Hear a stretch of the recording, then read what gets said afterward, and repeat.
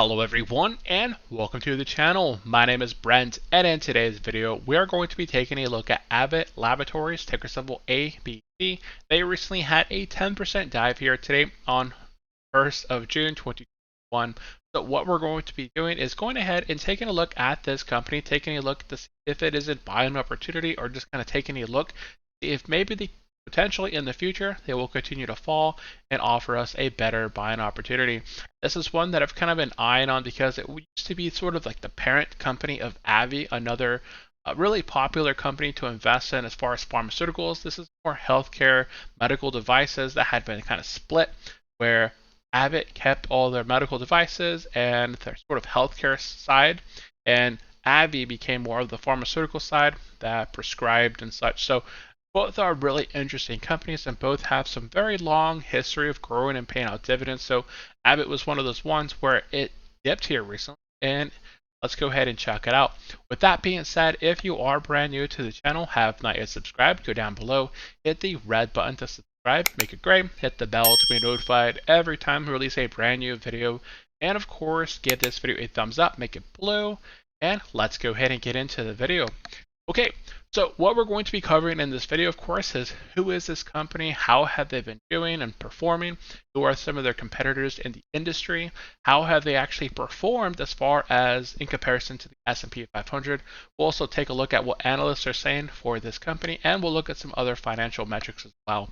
So let's go ahead and get into it. Now, this is Merrill Edge. This is where I do a ton of my actual research on my companies as far as, I may not know every single stock that is out there in the market. So here I can go up top, kind of punch in the ticker symbol and begin reading about the company's story as far as who is Abbott Laboratories. So Abbott Laboratories is a leading diversified global healthcare company that develops, manufactures, and markets branded generic medical devices, nutritional products, and diagnostics. So this is sort of like the back end as far as the healthcare side, and Abbott was that split where they became the pharmaceutical side. So currently priced right around $105.79, depending on what happened in here in the after hours. Their market cap is at $188 billion. Their 52-week range is from $86.16 to $128.54. And we can see here over the past 1 year they're up 14.22%, even though today they had a 10% pullback in the market. Now let's go ahead and take a look at some of their industry peers. So as far as their peers go, one that kind of stands off that I believe I'm actually still invested. I've been invested in it in the past, was Medtronic here, ticker symbol MDT. I'm not familiar with MDX. Click on it and we can see here Becton Dickinson, market cap of $69.4 billion, and we have Stryker Corp, $96.4 billion, and Medtronic there, ticker symbol MDT. And kind of showcased a little bit there. So that's their most competitive industry peers right there. And here we can kind of take a look at, if we wanted to, more of their top executives, but I really want to go through and kind of get to their financial metrics. So as far as how is Abbott Laboratories doing, we can take a look at how exactly they generate their revenue. Most of their revenue comes from their medical devices. That is 37.86% of their cash. Diagnostics makes up 32.96 at $86 billion. So between medical devices at nearly $100 billion, diagnostics at $86.9 billion, that makes up roughly 70% of their business right there. Then they have nutritional at 17.94, generic pharmaceutical products at 11.24, and we can see that as far as their net cash balance, they're down about $20.1 billion there. Now taking a look here as far as some better earnings here. So we take a look at their revenue. 2018 revenue was at $30.6 billion. 2019 revenue was at $31.9 billion. So they had increased there a little bit, $0.3 billion. And then here recently in 2020, during that crazy year where lots of businesses closed, their revenue, their net income had actually slowed down. Abbott went from 31.9 to $34.6 billion in revenue. We can see over on the right that their net income has been climbing as well. So they went from $2.5 billion in net income to almost doubling there, 3.8, not exactly doubling, but pretty good there. $3.8 billion in 2019 and $4.6 billion in 2020. So continued growth year over year for the revenue and net income here with Abbott. And as far as their quarter over quarter earnings here, we can see that they've hit every single time over the past 4 quarters. Back in quarter 2 of 2020, they came in over estimate at 57 cents, 98, 145, and 132. So usually when they put out their guidance as far as earnings for the year, they're right on the button as far as, coming in line with what they're putting out. If Abbott is going to say that they're going to be coming in at $5 or $4 and some change in earnings, they have a really good track record of their actuals versus, what their estimates were. So here we can see that the estimates here in quarter 2 of 2021 is much higher, almost double what it was back in 2020. And quarter 3 of 2021 is coming basically in line there. So let's go ahead and continue to how has their stock actually performed, and what are the main comparisons here that goes up. Usually it's just Abbott or whatever company that we're researching against the S&P 500. And Abbott had been outperforming the S&P 500 back in February of 2021. Now we can see that this company has been downtrending. It was up over the past, I believe this is, a year time frame here. We can see that Abbott Laboratories had gone up nearly 40% at one point before kind of falling back down and breaking away from the S&P 500 performance. S&P 500 is up over the past 1 year 36.39%, whereas Abbott is up only 14.22% after its recent fall. Here we can kind of see its price change today, 9.31%. So we can take a look at where exactly Abbott lands as far as PE ratios in comparison to its industry peers. And Abbott actually has a pretty high PE ratio of 27.7%, but they actually have a much lower forward PE, which we'll take a look at here in just a second. And their industry average PE is up at 53.4%. So that is pretty expensive there as far as price earnings ratios go. Volatility is relatively low in comparison to the S&P 500 at a 0.9 versus market at a 1. So even though today they fell by 10%, overall they usually have pretty good solid performance. And we can see that their dividends back in 2016, this is when they, so it wasn't too long ago. It looks like they had split. So here we can see that this must be their yield. Yeah, their yield, it looks like, dividend yield in comparison over the last few years. So here we can see back in 2016, they may have not been priced at their highest point. Maybe the market didn't like them, so they offered a starting yield of 2.4%. Whereas right now, they were offering right around a 0.84, but after this recent downfall where we've seen their stock price fall from that 40% up range to about 14% up over the last year, their current ratio actually sits much nicer than what's currently being displayed right now, which we'll kind of take a look at. And as far as analysts are expecting, we can see that Morningstar has them at a fair value price of $97 and has them currently at a hold.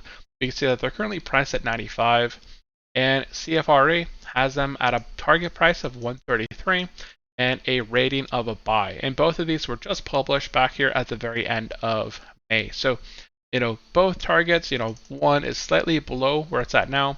And I would say if it was at that 97 range, that would actually put it at a forward PE of, I believe it was under 22. So it was between 21, 22 when I was doing the forward PE ratios. We'll take a look at that as well here in just a second. So we can kind of see what the bulls say here. If you want to go ahead and pause it and read through what the bulls are saying, what the bears are saying. But that is as much information as I wanted to cover here on Merrill Edge. Now, jumping into why exactly Abbott tumbled by 10% today. So what had happened was earlier in the day, they had actually lowered. So the decline came after they had announced their lower guidance for the full year of 2021. So their previous guidance, let's go ahead and quickly cover that, was at $5. And I'll show you what their forward earnings was. Their forward expected earnings per share, not that one, current year. Okay, that's already adjusted down. Okay, so this has already been adjusted down. It was at $5 and some change, which would have put its forward PE at roughly a 22. But they recently announced that they're going to be coming in a little bit lower than expected. So they had actually projected their adjusted earnings per share between $4.30 to $4.50. So they went from a $5 estimate for 2021. They knocked roughly 50 cents off their expected earnings, their guidance, and they ticked it down to about $4.30 to $4.50. So that is still $4, in the middle. If you show right in the middle, that's roughly $4.40. So I'm not sure why this one's kind of popping higher. Yeah, for the current year, that's at a 4.8. So even that is still a bit high. But if we take a look at their current price, where'd my article go here? Okay, let's go ahead and bust out our handy dandy calculator. And they're currently priced at, where are they at? So price. They're currently priced at 105.79, and their forward guidance is $4.40. We'll say 440. Divide that by 440. That brings them down to a forward PE in the future of 2021 at roughly a 24. Now, that is pretty good, in comparison to where the market's at right now, or the S&P 500, or as we've seen the industry averages. That is still fairly, not too low, not too high. But when I looked at the past, if I look at the past history for this company and we take a look at their PE ratio, their PE ratio over the last 5 years here sits pretty high. It's at a 33.16. We're looking at a forward PE of 24 with their lowered guidance. That's still lower than where it usually is in history over the past 5 years. If we look at over the past 10 years, there has been a time probably back in 2016 where this one did have a PE ratio in the low 20s, but for it to fall and be at I typed it up on my Facebook page. If it fell to a price target of 100 bucks, that would put it at a forward PE of 22. If it fell down to $98, that would put it at a forward PE of 20.45. So I believe that $90 is pretty low for Abbott Laboratories. 100 bucks could be pretty, it could hit $100. As we saw with estimates, $97 is considered fair value. So I would actually end up, I feel pretty safe myself as an investor. If I were to invest a starting position in Abbott at 105, I would feel pretty comfortable. And if it did fall down into that $90 range where it would have a forward PE of roughly 20, that would be a much better opportunity where I could just dollar cost average in and just kind of build up that position. But Abbott, as far as its current price, it does look pretty good there. Now, what we're going to go ahead and take a quick look at, let's go ahead and take a quick stab at some of their financials. We'll take a look at their price, 200-day, 50-day, and we will also take a look at, what was the other one I look at? No, that works for now. So over the past 6 months, we can see here that it has generally traded over the 50-day moving average, staying above it, and it would use it sort of as support. So if it ever fell below that 50-day moving average, it would trend a few days under that 50-day moving average before kind of picking it back up. Now, here recently at the start of May, it did start downtrend. So if we take a look over the past 1 month, we go ahead and Google Abbott Laboratories. We take a look at their 1 month performance. They started off the month 1 month ago at 119.53, and over the past 1 month, they're down 11.5%. You can see that this is mainly just today. So over the past, 1 month up until today, they were down roughly 2.4%. And then on close on Friday, and when they announced it, they lost that 9.31% in addition. And then here on the after hours, we can see that they are up slightly at 0.21%. So they broke through the 200-day moving average very quickly there. Now, as far as their financials go, let's go ahead and take a look at their revenue, net income, free cash flow over the past few years. On Narrow Edge, we saw that year over year they had grown, and quarter over quarter, as far as their guidance had gone, they had guided and they had hit their estimates pretty accurately. So over the past 5 years, let's go ahead and take a look at this percentage-wise. Their revenue in the purple is up 81.64%. Their net income is up 151.3%. And if we were to kind of throw their pricing here, we can see that their price had gone up really nicely over the past 5 years. They were up almost 200 and some percent before this recent pullback here off their highs. So in performance wise, if we compare that to ticker symbol BOO over the past 5 years, let's go ahead and just quickly take a look here. S&P 500 is up 100%, whereas Abbott is up 167% over the past 5 years. So kind of interesting performance there with Abbott Laboratories. Now, a few other ratios I want to go ahead and take a look at is we already kind of looked at their forward PE. We already saw their current PE. Let's go ahead and remove percentages there. So their current PE, where they currently stand, is at 33.16. But, with their forward guidance, you kind of see here that we already kind of did the math. If they come in at $4.40 for the year, and we're buying them right now at $105.79, that puts their PE ratio roughly at a 24.4. If they do fall to $100, that puts their forward PE at 22. So either one of those is really good as far as their history goes for Abbott Laboratories. And if we take a look at their total debt, so let's look at their assets and liabilities. And what else do we have ticked here? Let's go ahead and remove that. So assets come in at $72.55 billion, so $72.55 billion. Their debt or liabilities is $39.55. Asset to ratio of 1.83. So as far as their debt goes, not too bad. So recently, when they lowered their guidance here, they were already downtrending for a while. So I think Abbott just kind of took this opportunity to come out with that bad news, saying, hey, guess what? We're lowering our guidance, and that stock price dropped nearly 10%. So now they broke right through that 200-day moving average, putting them at 105.79. Now, Abbott Laboratories, let's go ahead and bust out our calculator once again. Abbott Laboratories pays out 45 cents per share each quarter. So multiply that over the year, and you're getting $1.80 per share for the year. And that is all here as well over on Seeking Alpha. We can click on the dividends tab. We can see that Abbott Laboratories, this is showing dividend growth for the past 7 years, but between AbbVie and Abbott Laboratories, they both show 8 years, but they actually have much longer growth.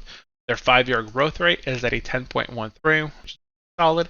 Payout ratio, extremely solid there at a 37.41. And here, their annual payout of $1.80. So they pay out $1.80 per share each year. You divide that by 105.79, times that by 100. Oh, it tells you right there. So their forward yield is at a 1.7. And as we've seen here in the past, if we take a look at where this company, their average yield is here, over the past few years, we can see that they're at a 1.7. So we haven't had a 1.7% starting yield, or this industry has a starting yield of 0.84, and Abbott hasn't had a starting yield of 1.7 in quite a while. So here recently, it kind of popped up and kind of presents itself as a nice buying opportunity. You can kind of see Abbott Laboratories from back in the 1970s, it looks like, just has had solid, there are those dips here. 2020 had that recession, bounced right out of there, made its way through up until 2008, that other recession. We can actually add recessions in here. So let's add recessions. So here we can see the recessions that Abbott has gone through. There has been times where it dipped, even during this recession right here. Abbott had dipped, quickly recovered, went through that recession period there, went up until 2008, had the recession period there. You can kind of see it had, it trended quite a while, but again, we're buying this at a 1.7% yield. We're buying for the long term. There has had a ton of growth here recently within the last few years. We can see that crazy amount of uptrend. So interesting there. Take a look at. Now let's go ahead and take a look at their price to book, price to sales. I would say that this is more of an asset-based company, but they also do sales. So it actually looks like both numbers come in fairly, in the middle here. So price to book sitting at a 5.6. Price to sales is at a 5.06. So both of those are pretty interesting. We already saw their forward PE. Talked about their forward PE being right around a 22. With their updated guidance and their current stock price, that puts them at a forward PE of 21.98, or basically 22. Return on invested capital sits at 11.3%. Another ratio. Return on equity, another really popular financial metric to use, that comes in at an 18.05. So both of those are really solid double digits right there. As far as return on invested capital and return on equity, Abbott Laboratories really well on. Cover that. If we take a look at their operating income, they're at $2.1 billion, whereas their expenditures are sitting at only $397 million. So their operating income sits much higher in a much safer area versus their capital expenditures. Long-term debt, let's go ahead and take a look at that. That's at an 18.75 versus their cash and equivalents of 6.2. So 3 times difference there. And Abbott, fairly large company. I'm not going to knock them for having any sort of long-term debt. Sure, that's really not too bad in comparison with what their cash and equivalents is at. And so as far as the metrics go, I think that Abbott Laboratories looks solid.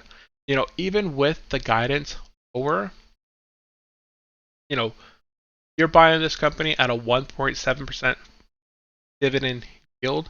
They have had growth for quite a while longer. This is showing, 7 years, but that may have been since they split. If we take a look at here, yeah, see this? Okay, that is why it's showing 7 years. So 7 years ago, Avi and Abbott split, and that had actually caused, Abbott took a chunk and they started paying out their dividend, and Abbott took a hit and they started paying off their dividend, and that affected them more ways than one. So here, earnings per share, that dropped pretty heavy here in 2013, 2012, 2013. The earnings per share dropped, their dividend dropped. That's because they were split into two. And since that point, if we take a look at the 5 years here, their earnings has been steadily growing. They've recovered. They kind of been on their own feet, and that dividend is also growing. So I think both Abbott and Avi have 24 years of growing and paying out dividends, but it's hard to tell here. We can kind of see that they've been kind of growing and paying out dividends since pre-1990. So there's only been that dip right there that I can clearly see on the chart. But outside of that, Abbott has been growing and paying out that dividend pretty consistently. And again, they grow their dividend at an average percentage of 10% per year. So if you use the rule of 72 by 10, that means in 70 years, whatever sort of dividends that you're receiving from Abbott Laboratories will essentially double in the next 7 years with the rule. So kind of interesting there. Let me know down in the comment section below what you guys think of Abbott Laboratories. I did post over on Facebook, so if you guys are interested in checking this out a bit more. I did recently post over on Facebook here, so there's an article there that we just kind of covered as far as their forward guidance for their earnings. $100 puts them at a forward PE of 22. $90 puts them at a forward PE of 20.5. And I honestly don't see them dropping to a 4P of 20, that $90 range, but it could happen. And then on Instagram, I did post a little bit more information as far as what we kind of covered, but I wanted to kind of break it down into a video just because some of the information I cover on Instagram or on Facebook isn't always put out here as a video here on the channel. So with that said, let me know down in the comment section below, do you own Abbott Laboratories or Avi? Are you interested in owning either one of those? I know Avi is trading near 52-week highs at the moment, and Abbott is now presenting itself as a potential buying opportunity. Let me know down in the comment section below what you thought of Abbott as far as their financial metrics go, and what you thought of this video. It's been a while since I've been up in front of the camera. We finally moved into our new place. I have my studio set up here. I have my green screen behind me. I'm going to be trying to come up with some more videos, kind of content creation. So that is going to be it for this video. Let me know down in the comment section below what are your thoughts on Abbott. Also, remember to hit the red button to subscribe, make it gray, hit the bell to be notified every time I release a brand new video, and of course give this video a thumbs up, make it blue, and I will see you guys in the next video. Bye bye.